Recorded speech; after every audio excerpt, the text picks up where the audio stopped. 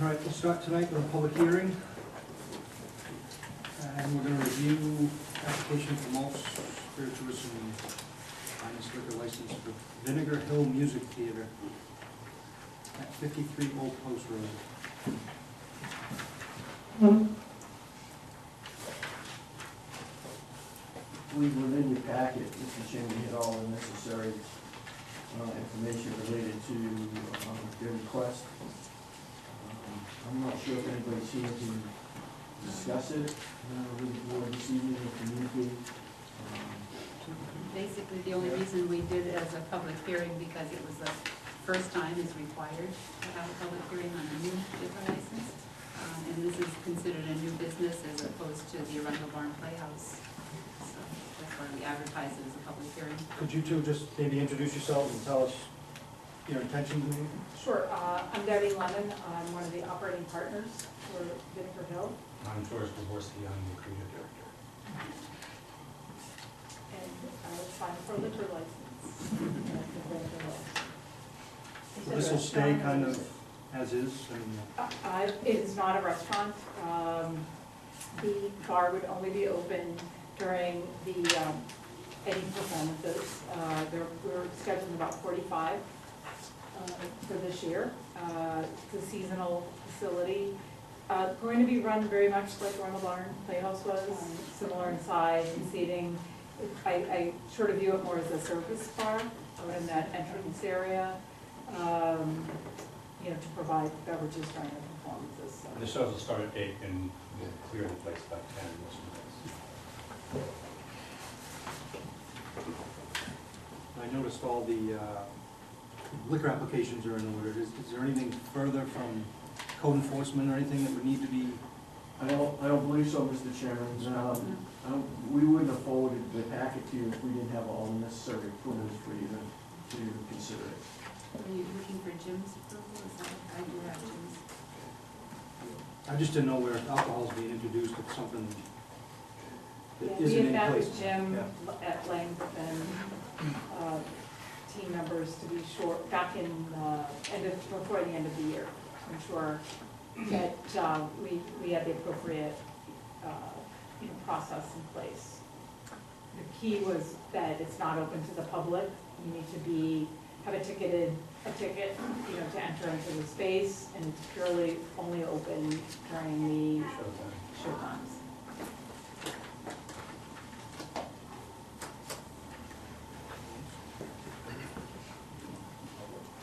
Anything on the phone?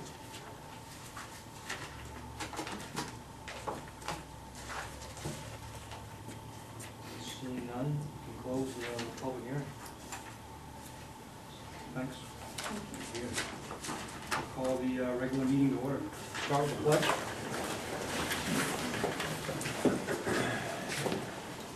Pledge allegiance to the flag of the United States of America and to the republic for which it stands, one nation, under God, indivisible, with liberty and justice for all.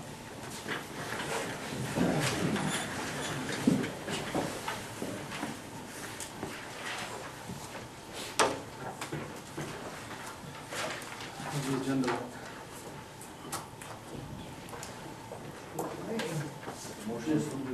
Yeah, I just want to mention under public forum, the chief deputy is here. He just wants to talk with you folks for a few minutes. I told him the appropriate under the public forum piece.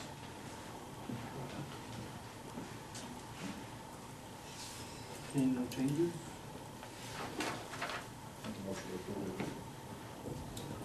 I'll second that. Made, seconded, all those in favor?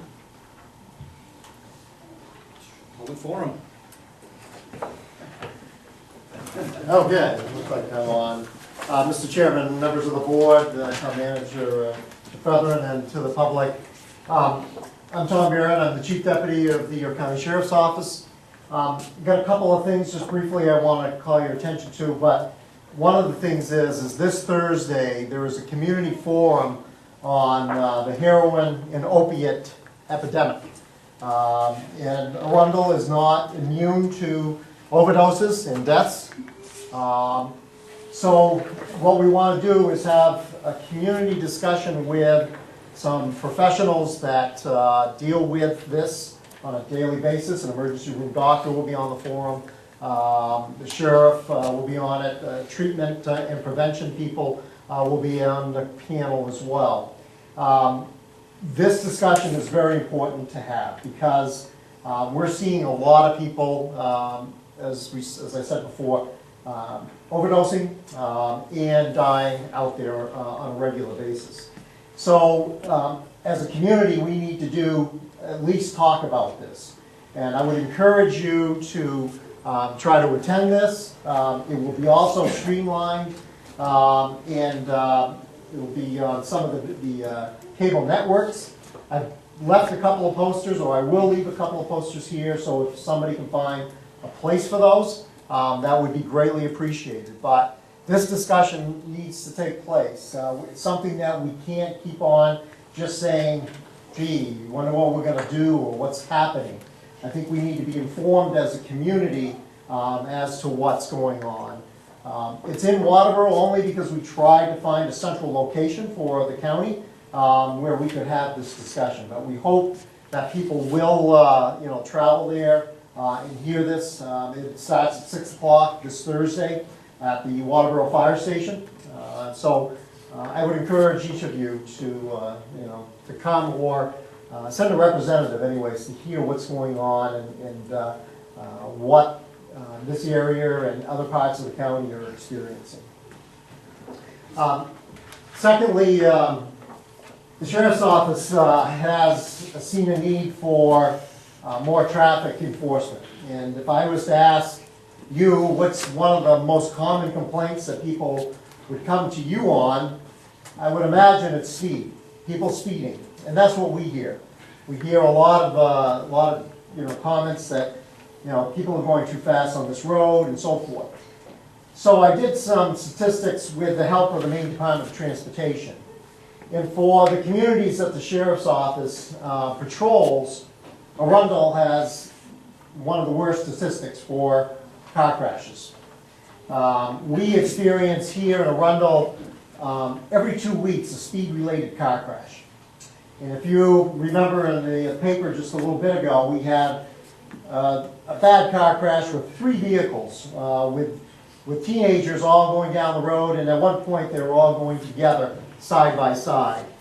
Clearly that had all the recipes there for a tragic, fatal motor vehicle accident or crash, a fatal. So we are concerned.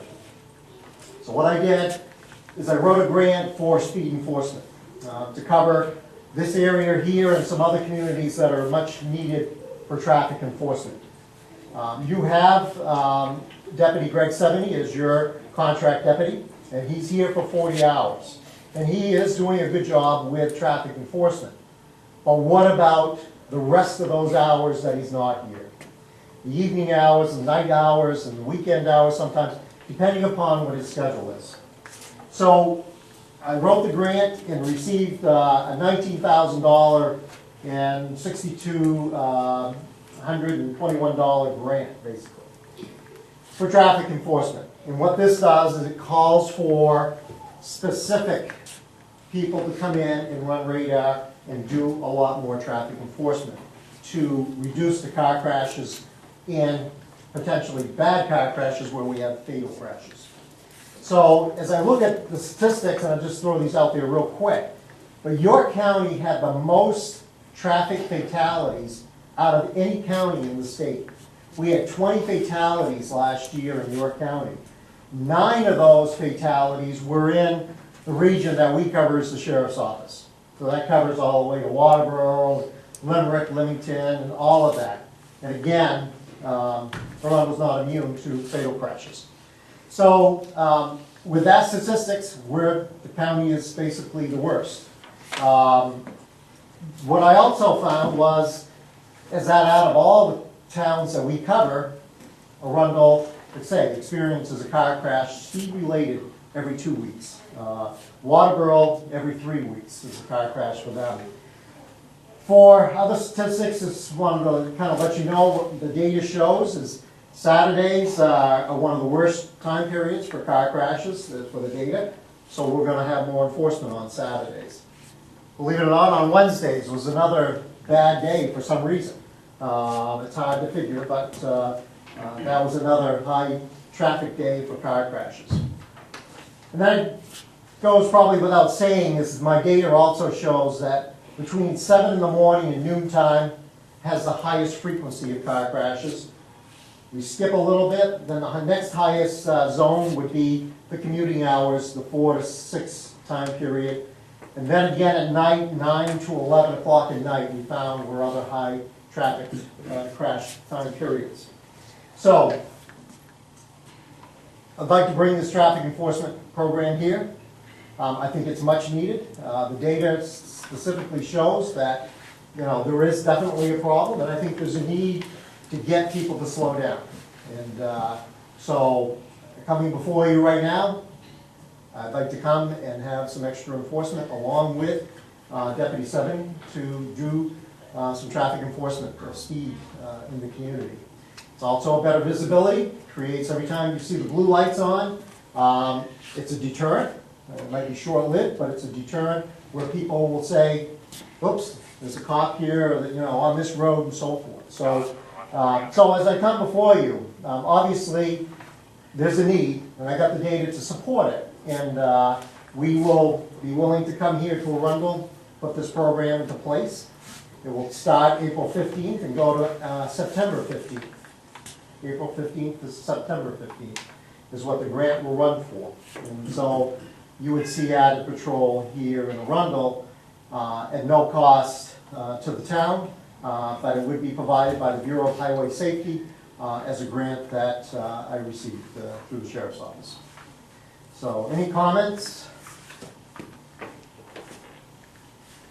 So will that include, I know sometimes we've used the trailer with the radar sign. Yes. Would that include running that also? Yep, yes, yep, we have access to a trailer. The trailer also has, and this is a regional trailer that departments share, but this trailer has a computer in it, and it will also capture the data as cars are going by. So we would be able to capture the car count, what the speeds are, and so forth. Sometimes with the sign activated, some people actually may speed up because they want to see it increase. So we would hope that it would be a true accuracy that we would be able to tell. So it's sometimes the speed radar trailer and the computer system that it has, we have to get a little bit of what it gives us and use some of it. So, but it's all in an effort to save lives and to slow people down. Is that a one-year grant that's? Yes, yep. So, and then the possibility for me to rewrite it again for next year and, keep going. So, the state also sees the need. Obviously, they wouldn't have given, this is a considerable amount of money. It's almost $20,000. So they've seen the need. Our statistics are not good. York County is the highest, has the highest fatality rate of any county. We're higher than Cumberland County. So we need to do something different. And that is we need more traffic enforcement. The Sheriff's Office is limited somewhat in its resources. We cover a very large area. So sometimes it's give or take when you see a deputy, just because we cover a large area. This will add more people. This is added extra. They're not on shift already. They come on extra to work this. So it gives us added coverage and more visibility. And that's what we want. We want compliance, but we will be issuing tickets. And a lot of times when you come into a town and you start doing a traffic enforcement program, you're going to get your own people. So everybody needs to just, remember what the speed limit is, and that we're going to do this program. And I think it's much needed. And, the fire officials here, I'm sure, can account for how many traffic crashes they go to, and they see that this was definitely a speed crash, going around the corner too fast and hit a tree and that type of thing. So, I think, everything is there for us to be doing this. Otherwise, we're going to see things worse. so. All right, well, thank you. Thank you. And I'm gonna leave these posters down front here, and if people could just see that they find a home, that would be great. I think there's already some at the fire station and at the Wendell Town Hall, but I appreciate your time and effort, and look forward to working with everybody. Thanks, Thank you very much. Okay. Thank you. Anything else from the public on non-agenda item? So none. All the minutes.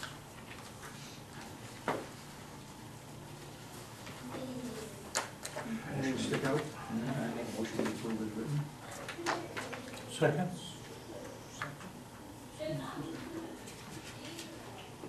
You need 2 seconds. I just want to follow through. Huh?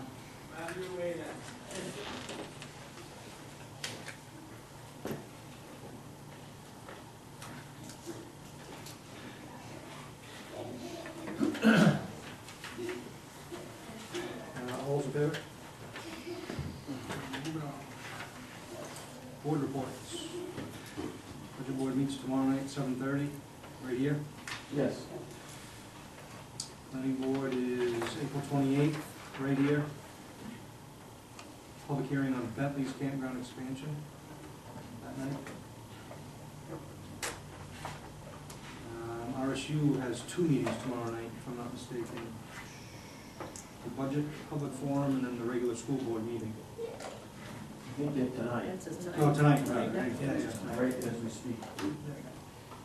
Item F, item E was the high school groundbreaking, and that was the rain date. They've already had their groundbreaking, so. Your county budget, some of us were gonna try to get up there for Jack. That's this Wednesday. Yes. I believe it's a 6:30 start time. Yeah.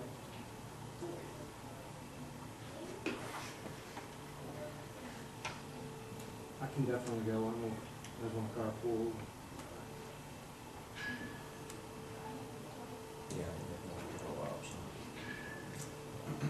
And then Patriots Day holiday, town hall will be closed.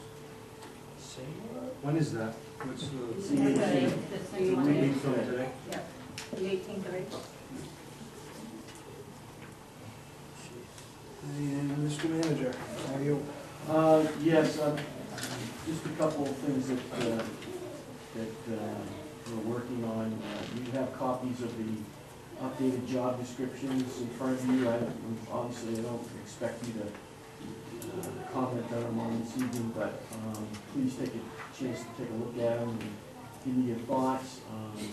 I have submitted them all to staff, so I've incorporated the staff's feelings on them. If I miss something of perhaps one of your duties, I try to highlight that within the description as well, so you had a complete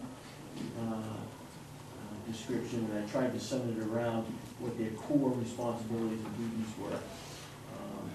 As you know, it's my intent as we move forward with the job descriptions in place to start the performance-based evaluations and review of our personnel, and then provide them the necessary tools that they need in order to be better employees for us as we move forward. So I'm up for any comments on it, and I appreciate your candor. If and when you wish to provide it to us. So the other thing is that we've taken a couple stabs at a draft RFP. I provided a copy within your packet. The copy I presented to you is very straightforward. I think it's clean and meets the requirements that we're seeking. We broke it down into 2 documents. One for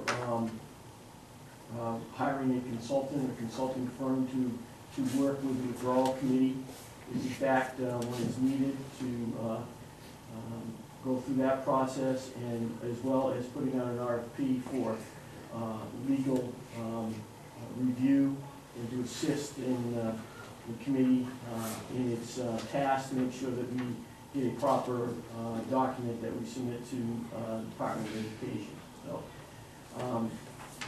if you see any things in there that we need to change, please let me know. I'm not adverse to any comments or suggestions in that document.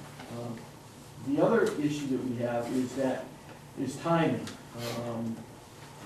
The way the document is written presently is that we're gonna try to have the RFP submitted out, get back some information, so in the event, once the vote is taken, the event or whatever that vote is, we'll be ready to hit the ground running with our personnel in place in order to move forward with it. So unless I'm hearing strong objections, I would think about putting that out within the next week to 2 weeks or so, soliciting various companies to provide us information, and then having a date.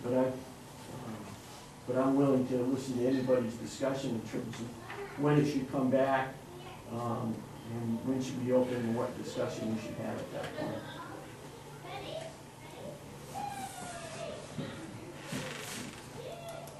Did we, Tom, do you remember, did we break this up into two last time just like this, or was it different last time we went through this?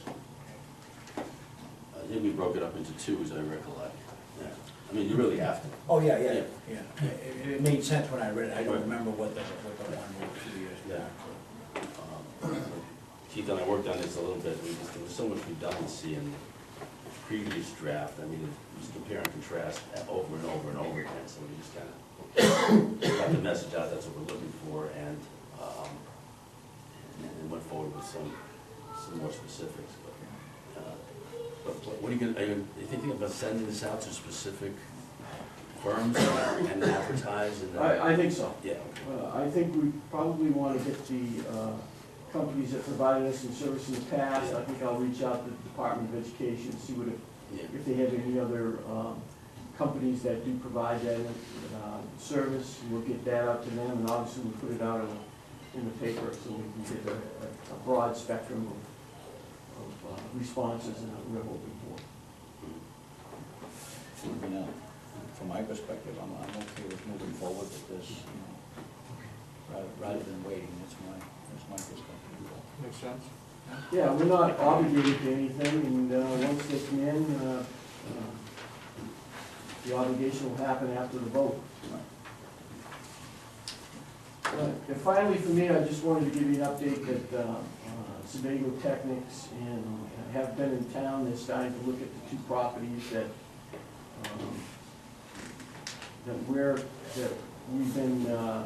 we've tasked them to look at for us. The one on Route 1 as well as the one on Limerick Road. They'll be doing more. I believe they're going to bring SW Cole in to start doing some borings on those sites. To give us a better broad spectrum of what it's going to take us to, in the event to make a decision on a site as we move forward. One of the things, Velma came to visit me, and she had a great suggestion, is that we may want to consider, and I'll bring it up at the budget meeting tomorrow night, we may want to consider to have a warrant article on the warrant to provide some, and I'll have her explain a little bit more, but provide us some authority as we move forward in the event that one of these sites proves to be a very good site for us to act upon, and have that authority to act upon it. So, Thelma, why don't you just explain what you and I were talking about? Well, I think that, we have put this off for so long, and we have two sites, we have a number in mind. And if we could put an article on the town meeting warrant, giving us the authority to use those funds if one of these sites is immediately approved and available, so we don't have to go back and have a special town warrant or a special town meeting to use the funds, because the funds wouldn't be coming out of tax dollars, they'd be coming out of the town hall account. And have that right in the article. That way, the funds are already available for us to use.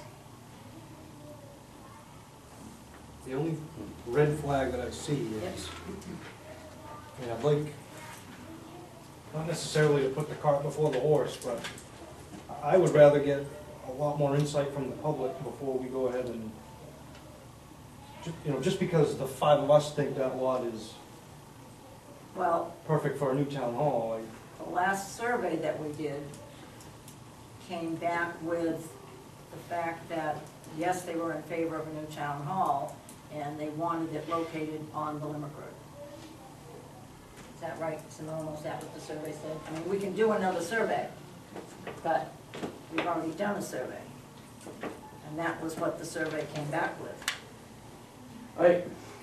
Yeah, the capital reserve funding, there's a substantial amount, there's over $300,000 in there for you to look at lots and make some sound judgments upon. But I understand your thoughts that you'd like to have more data. I'm just not sure that this, I guess it's all the timing. I know it's late in the game here, and I don't think it's an item that needs to, that we want to, that we're going to take up at a special town meeting. I think it's something that is going to need an annual town meeting vote. Maybe I'm wrong. And if it does need that, we're looking at it another year to make that final vote. I'm not sure if you need some flexibility in your authority in the event that one of these lots comes available and it's something that you really feel is the best interest of the town, that you have the feeling to move forward on it. Just my thoughts. You've been here a lot longer than I have in this game, and you've been dealing with this a lot longer than I have. So I'm just not sure how far you want to go.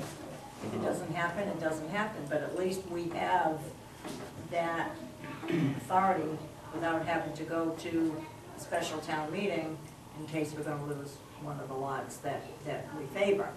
And that's what we have to do, is go to a special town meeting or start all over again from day one, 10 years ago. No, it's not, as you well know, it's not difficult to have a special town meeting. It's just getting the information out there to make sure that the public knows. You know, we give 7-day notice and we can be off and running. So I don't think it's insurmountable, but. No, and I think actually we get more attendance at that meeting, we probably will get at the annual town. Annual town meeting. I'm with Jason. I think the public should have a decision not only on spending the money, but on what they think about the location. Okay. I mean, to me, we want to be as transparent as we can on this, and if we put something, I'm worried that if we put something in a warrant now, people are gonna say, well, we really didn't have a chance to, and in the scheme of things, a special town meeting is piddly, when it comes to what we're gonna decide here, and I think it's, my perspective, it's, we go find the right property, and then we move forward from there. I think it's a great idea, but going forward, I think we were better, from my perspective, we be more transparent. Yeah, and I appreciate you doing this. Yeah, but as long as I'm hearing special town meeting, because I don't want to have to wait until June of 2017, when we have something that's been sitting on the burner for the last 6 months or more. Okay, fair enough. Very good, thank you. You give us our direction. Appreciate it.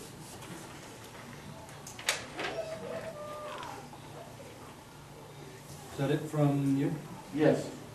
Moving on. Discussion with the fire department. I would assume that's why you're here. Association. Yes, I believe Kelsey Cummings had written you all a letter reference to the association's feelings. Yes, he did. Sorry. I apologize for disappointment, but.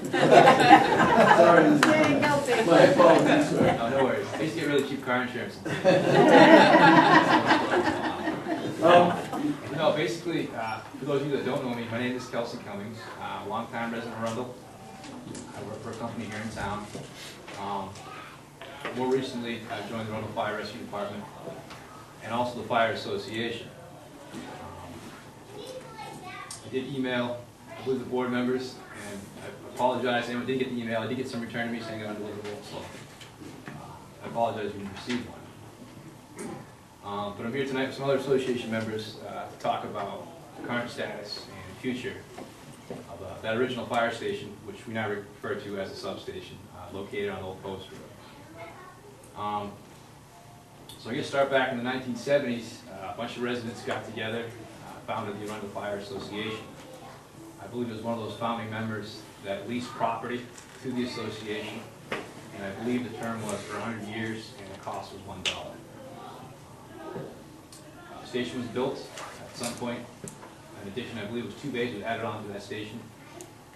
The station served the community for several years, which brings us to today. Today in town, the fire service is very different. They primarily operate out of the central station on Limerick Road, as everyone knows. The chiefs of the department, the per diem firefighters, EMTs, paramedics, are all employed by the town. The equipment, and I believe fire trucks, ambulance, and all the station as well, is owned by the town. However, the association does still exist. We have a president, vice president. We hold monthly meetings, we keep minutes. He's had a recent meeting that Mr. Traffican was good enough to come speak with us regarding the substation. At that meeting, he expressed to us, the association, that the town no longer was interested in paying the operating costs of that building. So what does this mean? Well, this means that, as I understand it, the operating cost of that building will then fall to the shoulders of the association. Now, so I also mentioned that building on Old Post Road is in need of some repairs. I believe it needs some roof repair. There's some other issues regarding the building's no longer weather-tight. So unfortunately, I believe that the association doesn't have the funds by itself to pay for those repairs and also to continue operating that station. You know, keeping up the maintenance, heat, utilities, and those types of things. Since that meeting, association members have reached out to several contractors requesting estimates be done about what work needs to be done and what will it cost to get that building weather-tight. I think we have 3 or 4 of those estimates. We got a couple more coming, but. In writing tonight, I believe with us, and we have more that are supposed to come in. I can tell you that they range in price, I believe, from around $8,000 to $9,400. 182. 8240. So not a whole lot of money. But why does this matter? I mean, why should we fix the station? Well, as a resident, I can tell you that our population continues to increase. Calls to service continue to increase. We heard tonight from one of the, I believe the chief of the deputy sheriffs. We have a lot of car accidents in this town, unfortunately. Personally, I think even just the addition of the Arundel cottages on Route 1, we're going to see more and more service calls probably this summer. Which brings me to the next point. If you walk into the central station right now, basically you will see that there are basically 6 places to park vehicles in that building. Currently, fiberless slots are taken by fire engines and the rescue, the ambulance. So I believe there's 1 open bay. I also understand that we're in the works, use TIF money to replace the brush truck and also add a UTV that will be on a trailer to the fire service. So once that happens, that building will basically be at capacity. There's nowhere for us to grow. In the future, if we require more equipment to serve the community as it grows, there's no place to put it. And as I understand it, there's no plan in place to add that space anywhere. So we think that it might be worth a second look and possibly investing, even if it just buys us some time, in that substation and be able to use that to store or house some of the equipment. Yeah, I mean, we virtually have run out of space. In fact, I believe at this point they've cleared most of the stuff out of the substation and put it into the 6th bay at the central station. So there really is not any room there at all, because that bay is just full of stuff that we typically store down there. There were certainly future plans for that building. I mean, 301 was going to go down there. 301 was supposed to be replaced a couple of years ago, and that was going to go down there as a, instead of being a frontline engine, as a backup engine. It was going to go to the substation in the previous administration at the fire department. We've also applied for grants several times to do renovations to that building to allow for They have a living program that they operate through SMCC, or SMCC, their fire service program. Allow you to put a couple of people there. They're required to spend so many hours per week in there. What they get is free board, basically, but they have to volunteer to be part of that. They've been successful in a grant so far, but that was also a future thing we were looking at for that building. As Kelsey was saying, we're not getting any smaller. And quite frankly, I don't know where you're gonna put a brush truck and a UTV. There isn't enough bays in the current central station to do that. Physically not room enough to do that, I don't believe. I think we're really being short-sighted in thinking that there's no value to that building. I think it's a current need. Should already have a truck down there, which it currently does not. We're, especially with, 286 housing units going in, though they're seasonal, it's gonna add call volume, there's no question. We add call volume every year. We're not getting any smaller. If we try to replace that building, you have to build to today's standards. To replace that building is gonna cost over $1 million easily. Right now, the building doesn't cost us a lot of money. It's there, it's usable, it does need a little work. At 35 years free rent, basically, for the town. And it basically needs a roof to make it watertight.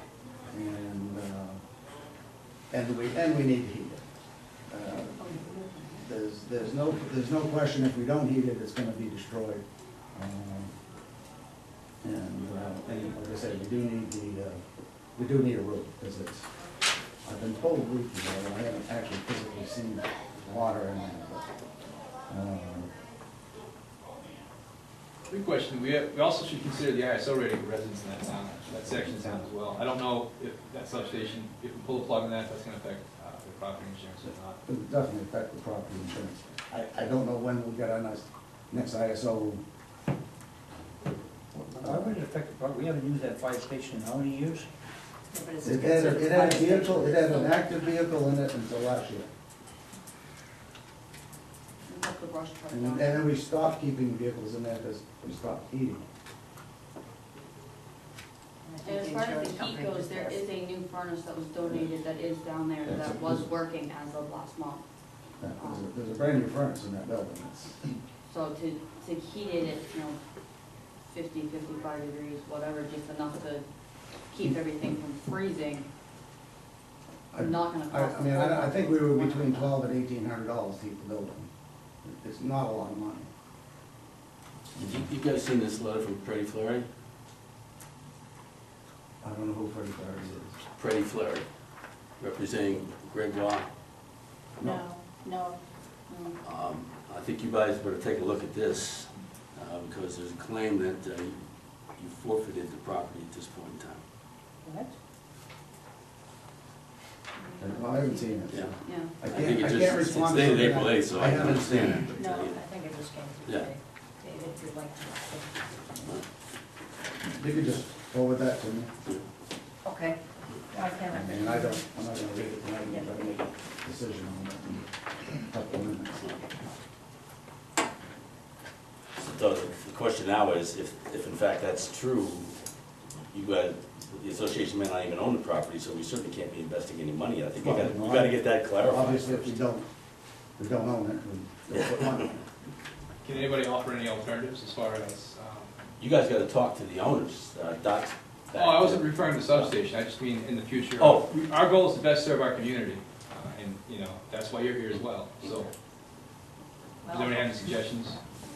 Hopefully, within a year or two, because we've only been working on this for how many years, with a new town hall, the town hall that's there now won't be there, which would give more space on that lot to extend the main fire station. And what cost is the next question, I guess. Well, because that property and that building belongs to the town, that would go out to the voters. I mean, that building does belong to the town. The voters raised the money to build that station. So you'd go up, the same way you do with any building, you go out and get the architect to come in and do the plans, and then you take it to the voters to raise the money for the building. You know, there are other alternatives, right? There's temporary storage, there are things that can be done in the short term. Well, there again, I put the question to you, sir, what does heat storage cost? What's that? What would a heat storage facility cost? Well, it doesn't mean Sorry, that it has to saying, be in there, it has to be heated. Well, it does have to be heated if it's gonna store fire apparatus inside, I believe. But if you're That's, talking- that's kind of the rub. You can't put a fire truck that's meant to, No, but if you're talking about a UAV, the UTV? UTV that we're gonna purchase, I mean, that can be stored, that doesn't have to be stored in a heated area, that can be stored in a, you know, one of those shelters, you know, those portable type shelters. So, you know, you have, there's an option there. You know, I guess my question is, you know, Dave mentioned stuff, a bunch of stuff came out of the substation and put in, is this stuff really needed? I mean, this stuff's been stored there for years and years and years, and, you know, the building's been left to go in disrepair, and why is that? And now all of a sudden, you know, we're tasked with, hey, well, gee, all of a sudden now we need it. Well, why wasn't this thought of before? Why wasn't there ever a plan put together before by the association to upkeep the building? So now we're stuck, we're trying to decide if we're gonna spend money on it. Well, it's not our building, so from my perspective, we shouldn't be spending money. If you guys wanna fix it, you're an association, go do some fundraising, go do whatever it is to try to fix that building. You know, Right, and that is a possibility. I mean, I understand now Well- there's a different facet to this, but the association wasn't necessarily the town covered the entire cost. We're interested in getting. Is there any storage space at the town garage? Any place up there? I don't know, Keith, do you know? Have you talked to Roger? Is there any place up there that, at the town garage that could be used temporarily for equipment? I don't believe so. I could talk to Roger again, but he had some stuff stored down there, he's moved all his material out, and he's trying to find a location for it up to his building. And I know the fire department is doing its share to move that material out of there, and inventory what we have, what needs to be discarded or can be discarded, and what remains, if in fact we need it. So I think that's an ongoing process now that they have all their material out. I haven't talked to the fire chief to inform me that all his material is out and he's relinquished any use of the building at this point, so until I get that go from him, my next, as I told the association, my next discussion with them would be to assist them in any way that we can to dispose of the building. I'm opposed to what they're presently providing because I don't think it meets our fire service needs as we're seeing now. I could see that building would have been an important piece of our future fire protection needs if in fact we were staffing it or if we had a volunteer fire department. But now we have paid per diem fire service. Everything runs out of the central station. We have people on staff 24 hours a day. So I'm not seeing where it's there. And then for us, the other issue that needs to be cleared up is I don't believe we have a deed to it. You know. The town doesn't. No, Association. the association does. So this is a very, you know, this situation I'm sure is something that's been around for a while and people have sort of felt that it was okay the way it was, but I think we thought we had a deed to it. You do it, not the town. No, I Their thought, their corporation does. I think that the town Oh. assumed that the town had a deed to it. we had the authority to accept one, but we never received one. Would you So, forward that to David tomorrow? Yep, I'll make sure that You can have- David and anybody else you that can wants to have- get a here's my copy of it gets it. I'll grab it. Grab it. When we get it. Yeah, you guys really need to take a look at that and resolve that. Yeah. So I'm not quite sure where this organization or where the municipal officials go at this point. entirely up to you. I think they need to solve the problem of ownership. Well, you know, you bring up the ownership, and then you bring up what's it, you know, it was supposed to be used for a fire department. I'm not sure what it's been used since I've been here, and I've been here almost a year. We've never had any trucks roll out of that station. And there's no anticipation of having one roll out of there in the near future. It was used for So, storage. you know, where does that leave us? If I read the deed correctly, it's supposed to be operated as a fire station. May I say something, sir?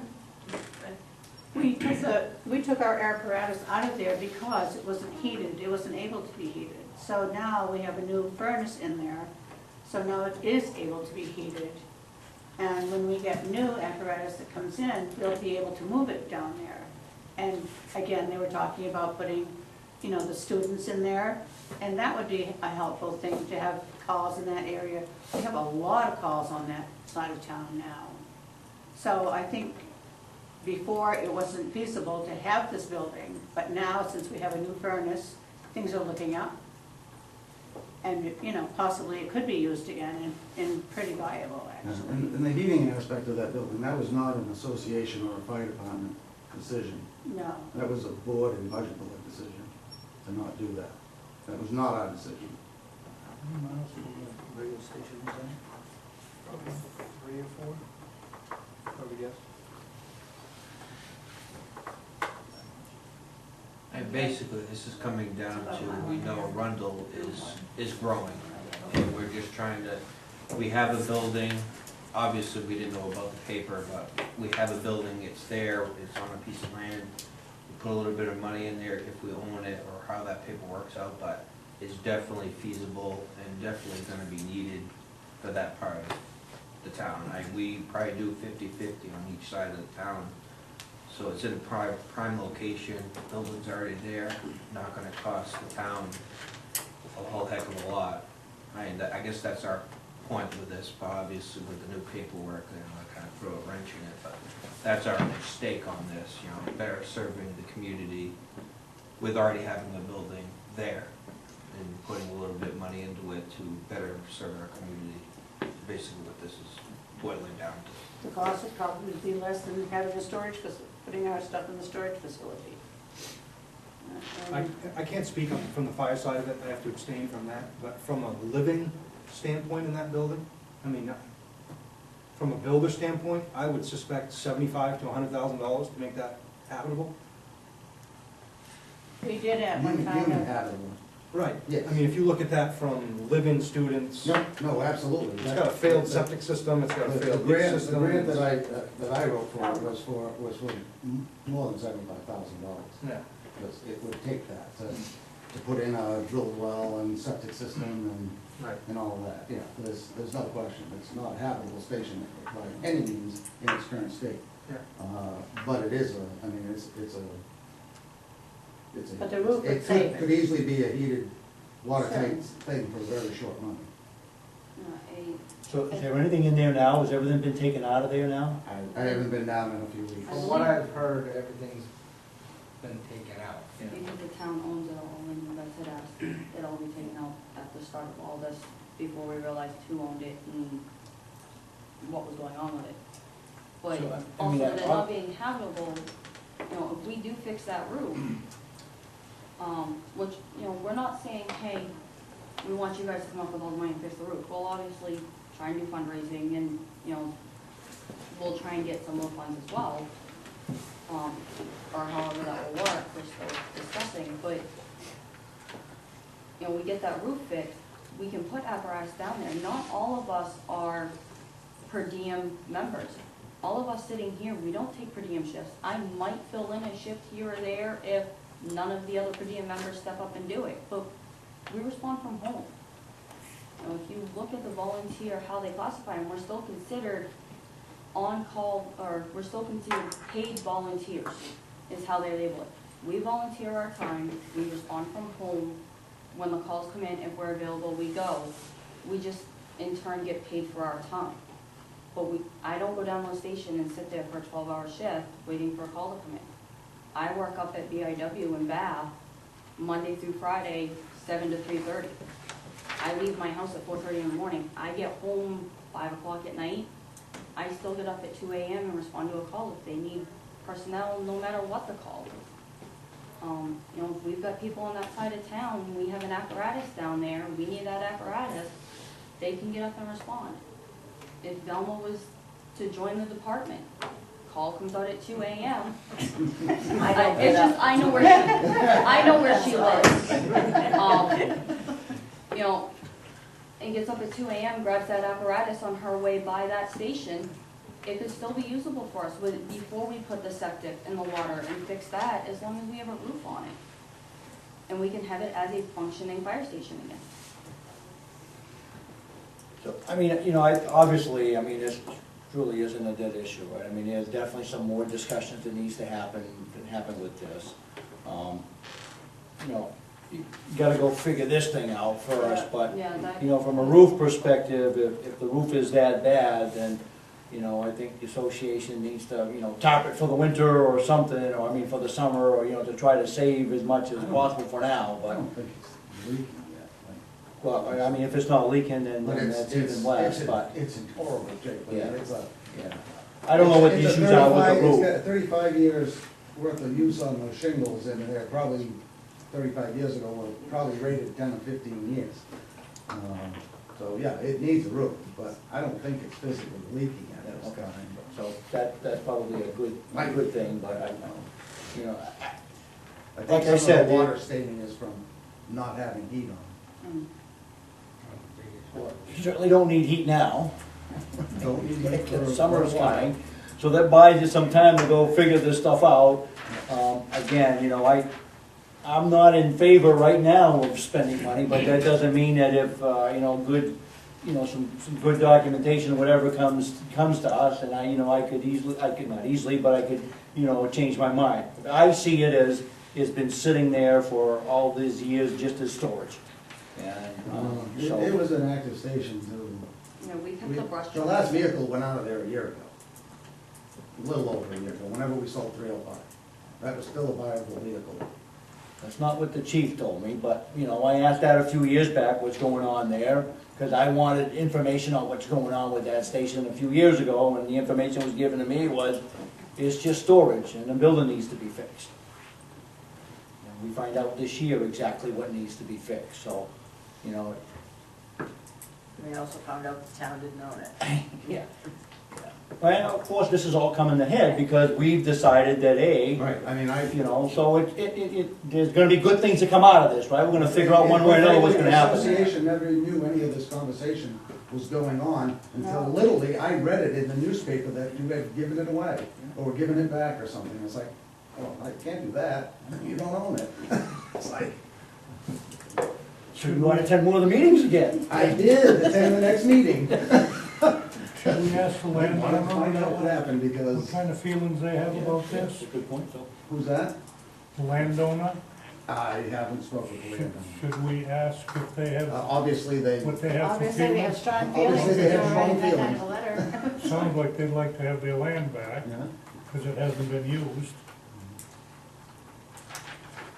If that becomes the case, I mean, If you, there's, if you read the paperwork that we have, I think they get their land back. Yeah, well, like I say, I haven't seen any of it, I didn't know there was a major push on it. By the landowners. Can you take a look at that, Dave, Yeah, and sort it out? absolutely. I'll grab a copy. We'll start there. and we'll have having a meeting in another week or so, and we'll certainly talk about it at our meeting. When did that letter reach you guys? It's dated Friday, April 8th. I got it today, Yeah. and in my mail today. may I ask, is there any mention of the actual structure on that property? Like, if that turns out to be the case, what do we do with the building, basically? I guess it's up to the association, or, I don't know how that stands as far as, I hate to say this, but. you're on your own, gotcha. No. You guys ought to talk to a lawyer.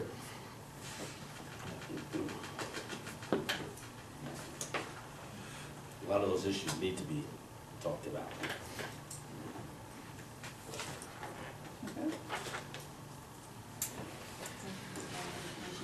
Anything else with us? Thank you for your time. Yes, Thanks. Moving on, new business. Again, I'm gonna sneak. Renewal of the Fraternal Order of Eagles liquor license. That's old business. Oh, yeah, right, sorry, skip one.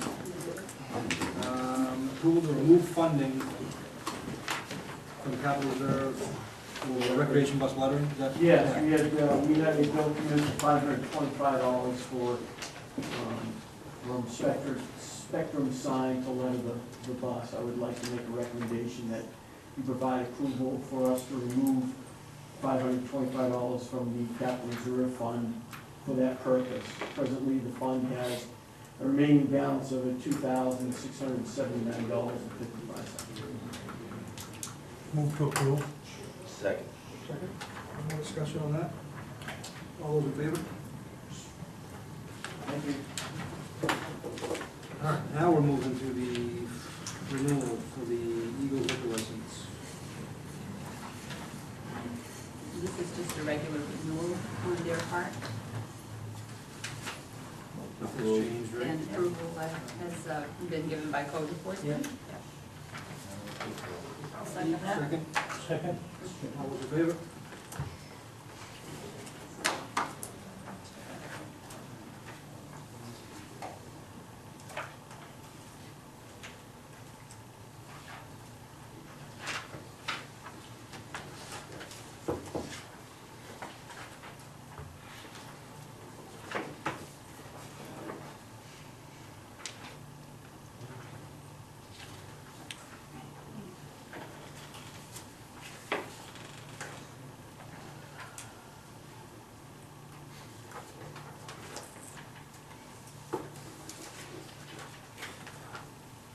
And then we need to approve game of chance for the same. Yep, this is their blanket letter that you usually do every year that allows them to do their games of chance.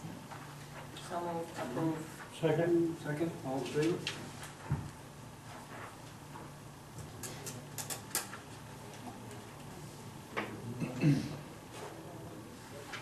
Oh, shoot, I signed up there. You guys don't have to sign with my name.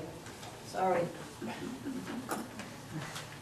I thought it was like the other one, just sign on the first line, so I did. Still thinking about joining the fire department, right? Yeah. Well, and I take back what I said, I have gotten up at 2 o'clock in the morning to go to a fire and serve coffee and sandwiches. And I've been sitting on the back of a pickup truck at dawn serving coffee and sandwiches as the sun came up. Those are fun mornings.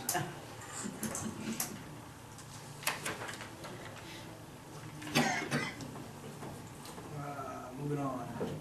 I was a member of that auxiliary for a lot of years. Oh, I see your picture at the station. Oh, yes. You notice I tried to make it as small as possible.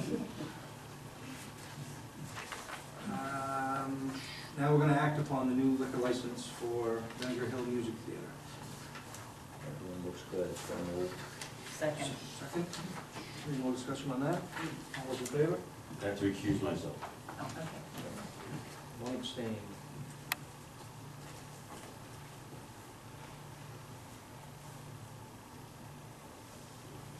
We're not signing anything on that? That's Oh, all. sorry.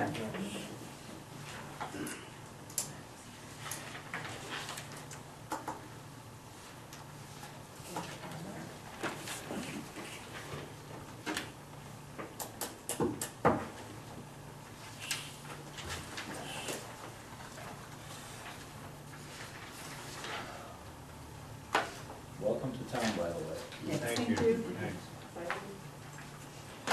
And when did you open? 24. June 24th.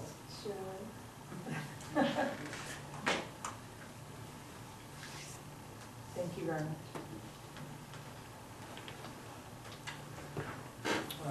We're gonna appoint election clerks. By state statute, we have to renew 21-A MRS. every 2 years, they have to be reappointed. I make a motion that we appoint the election clerk as the town clerk as recommended. Second. Motion made, seconded, all those in favor?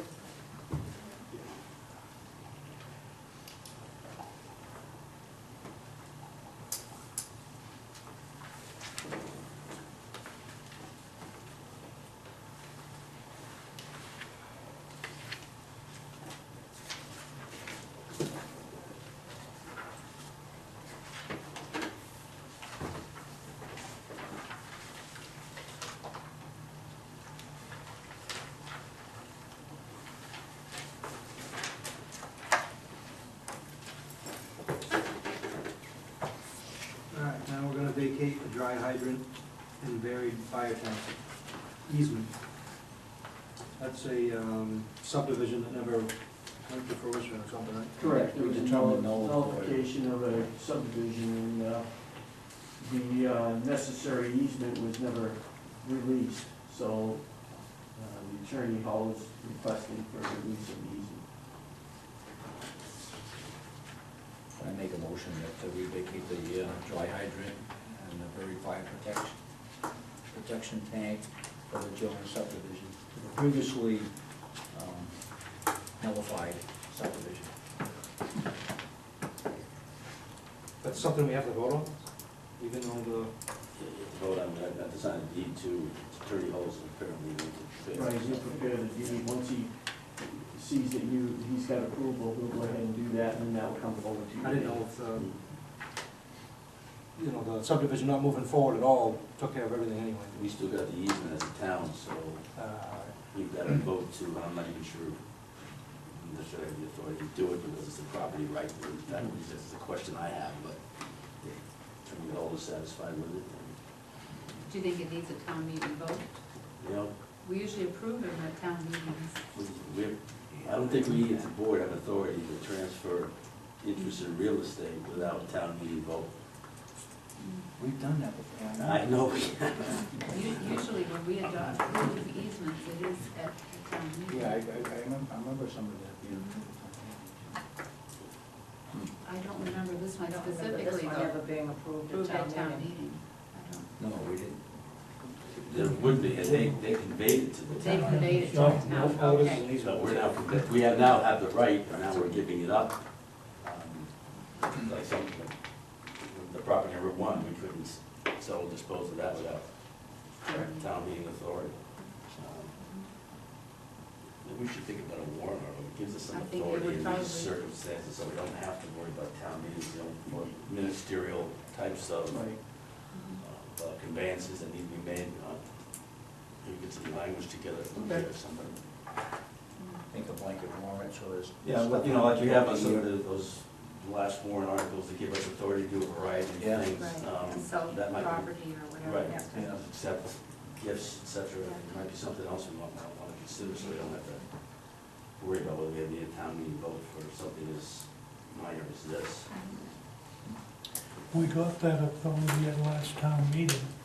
Doesn't that not carry through to the next town meeting? I don't know if the article says we can convey any real estate, so it's, I had to look at the article, I didn't bring the town report with me. I don't think it says that. Okay. It usually says to accept grants or gifts or things like Right. that, and to sell any real Which is estate that's a tax Tax acquired. acquired. Yeah. Mhm. And this is just an easement for the use, inspection, and maintenance of the dry hydrant and buried fire protection tank.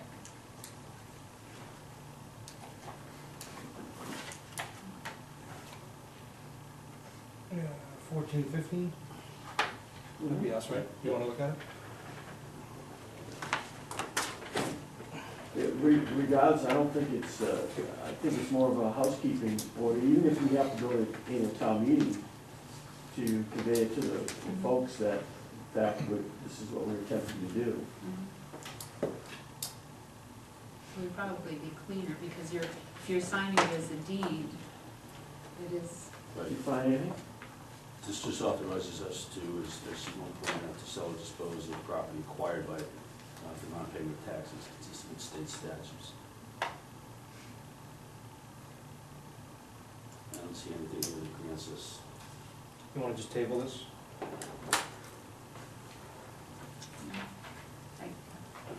Oh, yeah, it should include it as a warrant article for June. This or the ability to do this? Both. Both? Do you think we should put, on that, the ability to do it further, approved unless rescinded by a future town meeting vote? Provide broad authority in the event that these things come up again, or do you want to take it year by year? I think we have to take it year by year. You know, each town meeting can Okay. either revoke Same. or grant Yeah. that authority, so we don't, I don't think we got a choice in that, that's why. Okay. So does Mr. Hull have to write up a new?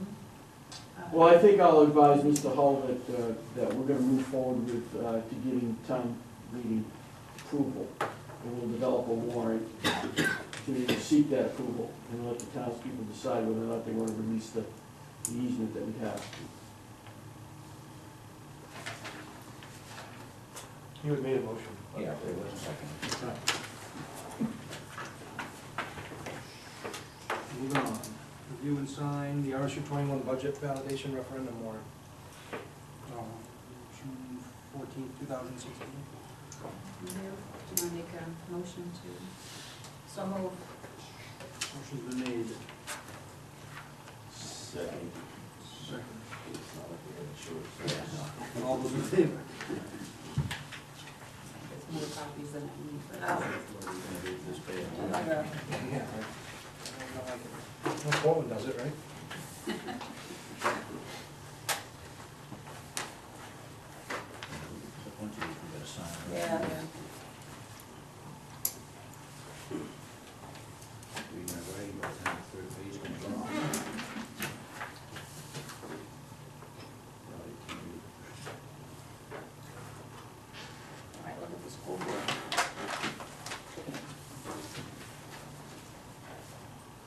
Mm.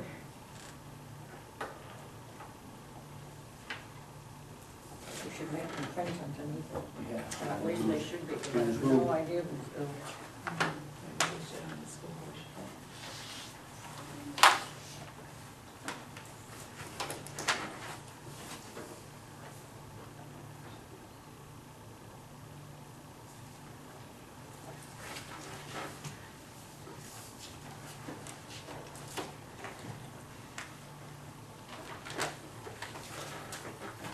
Figure out how to Got spell some my catching name. up to do. Hey,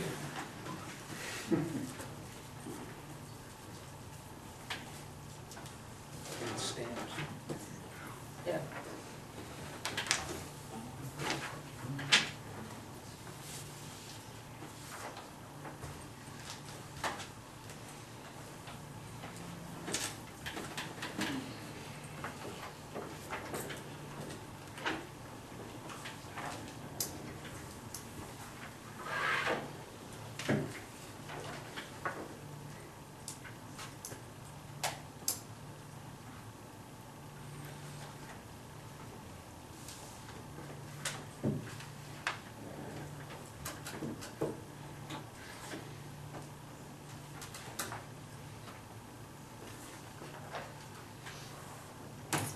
When did you have them sign? Be 6, Yeah. 7 days. I'm getting a little name. We post usually 5 copies, This is a library, there's plenty of pen. but usually with the town warrant, I'll have you sign one and then I make copies and test them, you know, but since they gave me all these originals, that's why. I think payroll's already made it through, if somebody wants to. So move. Second. Second, all those in favor? Any other business? One thing, I was approached by a member of the community, would love to see a committee appointed to sort out the facts and fiction of the RSU removal. She's just concerned about everything that's out there that's misinformation. She thought if we had a committee of maybe 10 people to sort through the facts and fiction and come up with the right information. And I said I would bring it up. We probably ought to wait till after June anyway to form the committee, right? There'll be a committee then anyway. Because I'm wondering, are they looking for information prior to the June meeting so people can make a vote on not withdrawing or withdrawing? yeah, she would just like, yes, because she said there was so much, what she feels is misinformation out there, that she would like to see a committee, like she said, 10 people, 5 from either side. Oh, that ought to be a joy to watch. That would discuss the information and sort out fact from fiction. You have to have a public hearing, right? For, That petition, don't you? I don't think so. Yes. I think we do. I gotta Well, we have to have a, Don't we have to have a yes, public hearing? yes, Do- yes, you do. and that- Because it's a referendum. Yes, you have to have a public hearing, you're absolutely correct. So, I think, to the extent that the information needs to be brought forth, that's where you do that, I think. People can come and, People for, people against, yeah, that's that's their point. make their points at that point in time. Yeah. I don't know what good it would do to put 10 people in a Together. room. And I think we'll run into the situation, well, geez, you didn't pick the right 10 people, so let's get a committee to make sure that that committee did their right things, and this could go on and on and on. I said I'd bring it up. have more than one public hearing? I think that's part of what she's concerned about, is just, not everybody can make it to that one meeting, and, Yeah, the information just not, or the proper information just not getting out there. Be kind of nice to have maybe more than one leading up to this. I guess along those lines, my suggestion too would be to try to hold at least one of the public hearings fairly early in the process, because people start absentee voting May 14th. So you want to be able to get some information out there for people who are going to vote absentee, and not just for the June 14th meeting, because you're going to have a good percentage that vote absentee.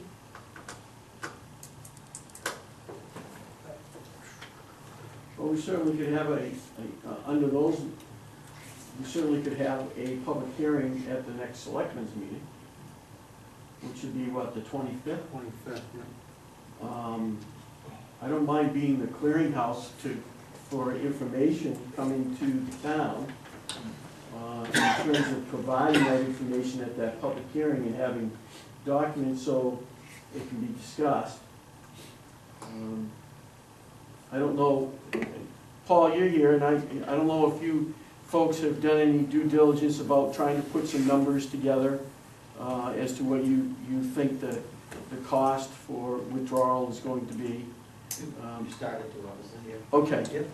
So I'll just communicate with you a little bit to try to get that information. And the other side, the other folks have contacted me, so they have provided some information. And I'll start fluttering that stuff between, I'll just be a clearinghouse. And so if there's objections or discussions or questions on how those numbers came up, at least those discussions can start taking place. So hopefully that. How do you validate, I mean, that could be her point, this woman's, How I validate it, for me, I'm gonna follow what the law tells us to do, and it says, the law says you have to establish a withdrawal committee, and the withdrawal committee also has to work hand in hand with the RSU, who has that information available to us, because they put together a budget that impacts our children at this point. But that's the next step, that's after the, now, first step is, do we even go through that process? Right. I think that's the first discussion at the public hearing. Should we even go through the process? Is withdrawal something we should even consider? And I think that's the arguments that to be first to be made. After that, I don't know how you do any numbers until the withdrawal agreement's put together, because that speaks to all the issues. So it's really impossible to know those numbers. You'd be just guesses. Right, so I mean, to me, this is a critical point where, and this is kind of what's happened before, social media gets involved, people start throwing, on both sides, I mean, it happens on both sides, but people start throwing comments, people start saying, oh, it's gonna cost this, oh, it's gonna do it, and next thing you know, it just, a bunch of misinformation gets out there. I don't know how we can stop that, and I don't think that we can, but, you know. But do you think that with at least having one early public hearing and then having maybe some of those information could be provided? So I think people are just looking to try to be informed when they make that vote. Yeah. Linda had. Yeah, I think it's important for people to understand when they sign the warrant to start the withdrawal process. I mean, they're all about getting facts and facts and facts, but the truth of the matter is, there's a lot, the withdrawal process doesn't require some of these facts that they're looking for. Like what's gonna happen, with our middle school students in the future. I mean, we don't know. So I just think it's important for people to understand because that was a big misconception last time, where I thought we were gonna get this withdrawal agreement that was gonna lay out all these, you know, the future of the town, and it's not required in a withdrawal. So the facts that they're looking for aren't gonna be laid out for them, and they have to understand that. They're not gonna be all there. And as far as having an idea of the number, I mean, we just did do a study, you know, less than 4 years ago, and not much has changed since then, except. Well, a lot has changed. Yeah. What? I can actually, the report done by PDI in 2012 was considered to be vague and speculative at best. And Right, we have- PDI, listen, let me just say it for a sec, PDI was one of their very first studies they were doing this, okay? They worked hard at it, they tried, but the numbers were vague and speculative at best, okay? And then what happened is they went on, the next PDI study, they did one for Freeport, town of Freeport, the selectmen actually threw their study out saying the same thing, that it was vague and speculative, and they had no business giving that report, handing the report the way they did. The thing is now that PDI has now gone through and has successfully done some withdrawals. They have done successful withdrawals and provided those reporting. They just recently did one for the town of Southern. So what they have is they have evolved and learned. It's not an exact science. But since we tried to withdraw in 2012, 25 towns have done it. Yeah, but that does, our numbers haven't changed. Our tax Yes, base is they not have changed, No, because but- you can't, you're talking about numbers that they Right, Linda, I mean, I think. there's vague and speculative. Right, early on in the process, I mean, we all sat back and, you know, I had my own, you know, thoughts on it, but, you know, to the point being made, it was very vague. We've learned that over the years, they've learned that over the years, they've gotten better at it, more and more schools have done it, and, you know, I think we're gonna get more information this time, and the vote may be the same way, the vote may change, but in my perspective, a lot has changed since then. So, I mean, I don't wanna go through this, but the fact of the matter is, we've got to. So, you know, there's a lot of information that they didn't get that I think you'll see that we'll find out this time. Yeah, and we do have the numbers from the RSU, I mean, those we know. We Yeah. know what it's gonna Right, cost we know us next that. year, But- we know but- what those numbers are. You know, I voted to do the study last time. I voted to go through the process. What I wasn't prepared for was 3 weeks before we were going to vote, we still didn't have a study done. And we still didn't need to have that study. Because we were gonna go to vote without it. And, you know, 3 weeks before a vote, getting a study, getting the town educated about what was in that study. I mean, half the people never even saw it. Well, hopefully we won't make that same mistake again. Well, what's That's the point. guarantee we don't make that same mistake again? There's nothing that's changed as far as the statute of what is required for withdrawal. Well, I think this board is a little bit more educated on it than the last time. You know, we've heard comments from the public. We don't want to rush into this. We want to make sure that it gets done right, at least from my perspective. We want to make sure that it's done right. Whichever way it goes, I want to make sure that it's done right so that I can make an educated decision. Again, as I said the last time, I had my predetermined decisions. I waited for the numbers. I didn't get the information that I wanted, but I made my decision. The same thing's going to happen this time. I'm hoping for better information. We've learned from this, and I think as a board, we can make sure that we get the right information to the public. I certainly don't want to rush into this. I want to make sure that everybody makes the right call. And those two. Linda, last time, I was on the withdrawal committee last time. We didn't have PDI involved in the withdrawal process at all until we had the agreement already done. So that's why all that information now came out so late. And we're under statutory constraints to get these, 90 days. That's absolutely impossible to get a withdrawal agreement in place in 90 days. We extended it at least once, maybe twice, and then we were getting heat from the department. We got to get something done. So pressure was put on. But, you got a withdrawal committee, a bunch of people volunteer, and they can't be there every day to deal with this. We were meeting once a week, and it wasn't even enough. But I guess I don't understand why But now we're gonna get the vote the- couldn't have been postponed. We're getting, what?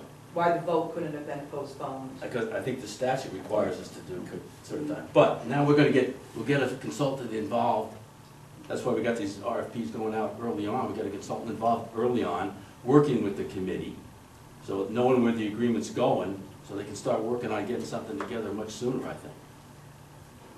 Let's hope. Mrs. You've I did. I just wanted to comment on the whole public hearing thing and having one before the absentee ballots are due, because I think that these kinds of questions being answered by you all, rather than on Facebook, rather than on social media, is extremely important. I think this, in a public forum, getting all of these, everybody's questions answered by you guys and saying exactly what you're saying is extremely important. So if we can do anything that we can to get that set prior to when those are due.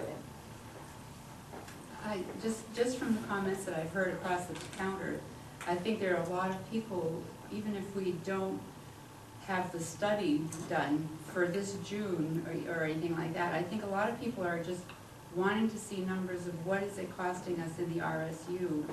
And I don't know if we could go back and see what it was costing us as far as an independent district or whatever, but I think some people are but basically are saying, what would it cost us, given the current scenario that we have right now, the number of students or whatever, you know, what is it costing us in the RSU, and what would it cost us if we were doing the same thing without the RSU? I think a lot of people are coming up to the counter and just, what is it gonna cost us if we're not in the RSU? Cost is, right?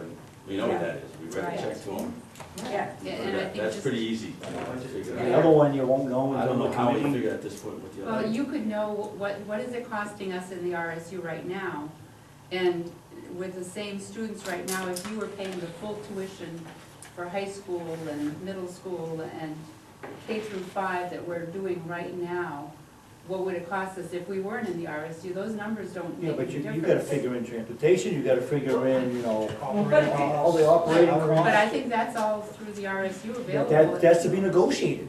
That all gets negotiated. No, what's happening right now, I think people are asking, right now, what is it costing us that I think the RSU can give you to run K through 5 and the tuitions and the busing that they're doing? And what would it, you know, I think a lot of people are asking that, just, what is it, you know, just as is, nothing changed, nothing different. Then we need to do the study. That's the only way to get that in there. No, I mean, what are we paying the RSU next year, 4,600,000? 4.5 million. 4.5. Yeah, almost 4.6. And 2.8 goes to TA. and almost half of that comes back to us in tuition for our kids to different high schools. More than 2.8 that we pay out to TA and James. So, I mean, that's half of the budget right there, just for high school. Well, you have to remember that we also get, there's revenue that's, we get our amount of money coming from the state. It's about 2.9 million. So you have to add that on to the 4.6. Gives you a real cost. You're gonna be up around over 7 million for running a standalone. That's an accurate number. You could give that number because you know what you're getting as revenue, you know what you're paying out, so it gives you a little bit of information as to what it's going to be.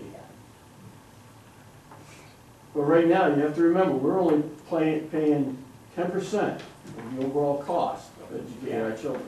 We have a really advantageous cost sharing. But that part of that needs to be, then you have to take what Simone was saying, then you can take that information and say, okay, if we're on our own, what's it gonna cost us? I think that can be, What we're paying now. Just a ballpark, I think a lot of people wanna know ballpark, if we were alone, if we're with the RSU. Yeah. A lot of seniors are, you know, I don't think are emotionally vetted into the middle school issue.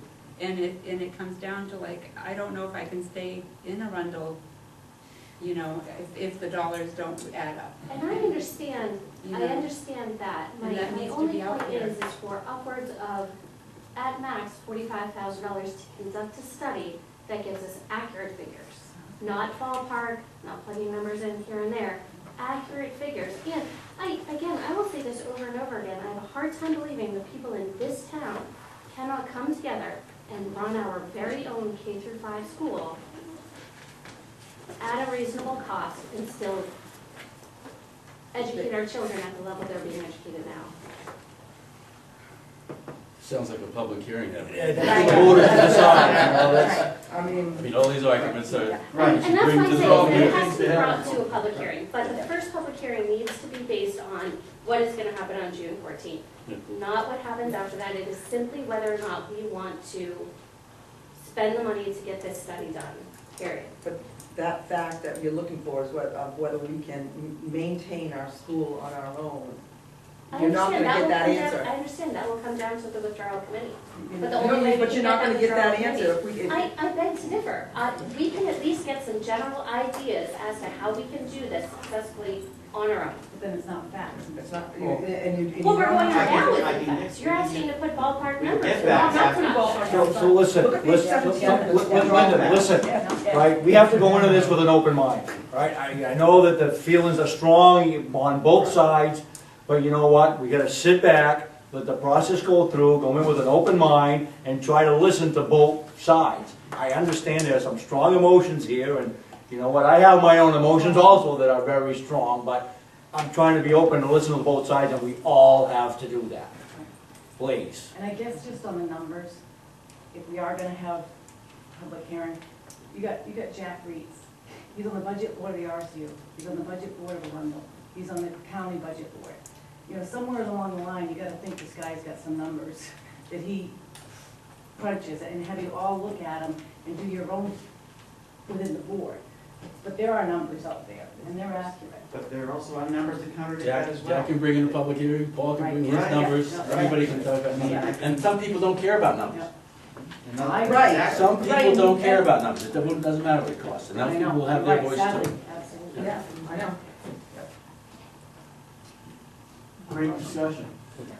It certainly is, you know, and I have to tip my, I've heard a lot of things about what occurred before, but even though some voices have gotten a little high, I think both sides have conducted themselves very civil in this whole process, and I, hopefully it will continue, because I think that's the most important part of this whole thing. We get that information here, people give their ideas and inform their residents of what they think, and Will we have a moderator at the, just put that out there, Keith, you know, just, no. There's always a moderator, really. Do you think that we should have somebody, yeah. Thanks, Barry. Jason Hudson. That's why we hired you. Yeah.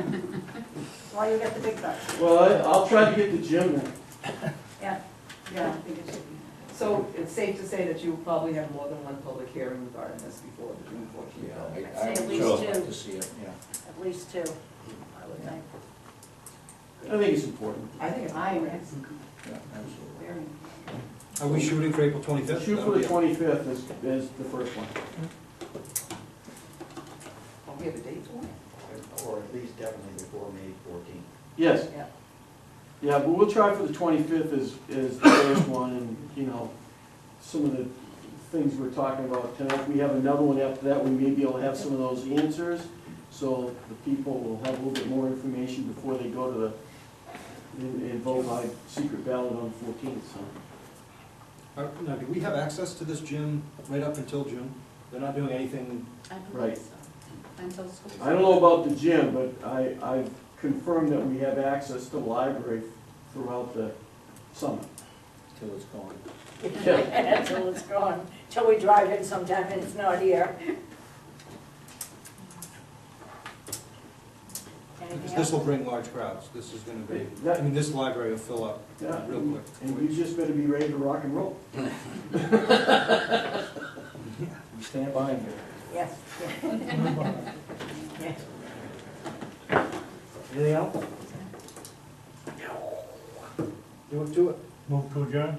Yeah. All right. I'll second. Thank you, Phil. All's in favor? My street.